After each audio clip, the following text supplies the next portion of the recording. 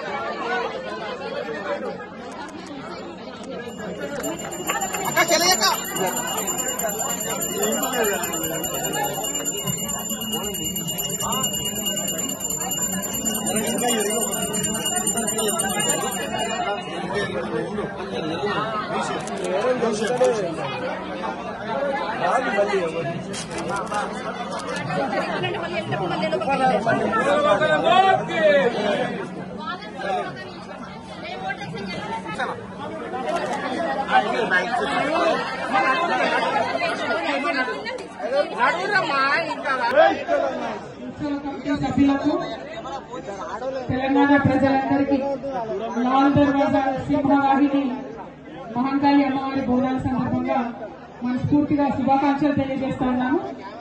మరి హైదరాబాద్ నగరం ఒకప్పుడు డేంజర్ లో ఉన్నప్పుడు 1908లో ఈ అమ్మవారిని నిలబెట్టుకొని ఈ అమ్మవారే మన మొత్తం సిటీ కూడా కాపాడాలనుకొని ఆనాటి నుంచి అమ్మవారిని నిలబెట్టుకున్నాం. మరి 1908 అంటే దాదాపు 120 సంవత్సరాల నుంచి కూడా మనం అమ్మవారిని కొలుస్తా ఉన్నాం. మరి ఇటువంటి అమ్మవారిని, ఇంత గొప్ప అమ్మవారిని రీతి రివాజు మనం తప్పకుండా దాన్ని కొనసాగిస్తూ మన సంస్కృతిని ముందుకు తీసుకెళ్తూ బోనాలు ఎత్తుకొని వచ్చినటువంటి మా ఆడబిడ్డలందరికీ హృదయపూర్వకంగా శుభాకాంక్షలు. అదేవిధంగా మా ఆడబిడ్డలు బోనాలు ఎత్తడానికి వారికి సహకరిస్తూ ఇంత పెద్ద ఎత్తున ఏర్పాటు చేసిన మా అన్నదమ్ములందరికీ కూడా హృదయపూర్వకంగా శుభాకాంక్షలు.